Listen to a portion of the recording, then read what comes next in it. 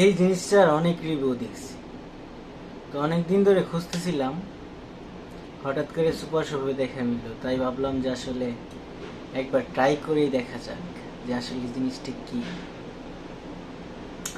তো এটা ট্রাই করব, দেখবো যে এটা স্বাদ কেমন, গন্ধ কেমন, ফ্লেভার কেমন, এটা খাওয়ার পরে আসলে কেমন অনুভূতি, কি এনার্জি ফিল পাই, দেখা যাক কি হয়।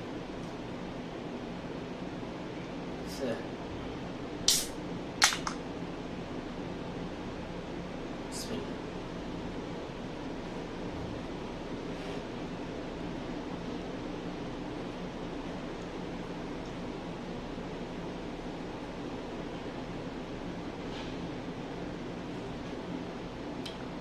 সাম ডিফারেন্ট। আমি ভাবছিলাম যে সম্ভবত ফ্লেভার বা স্বাদটা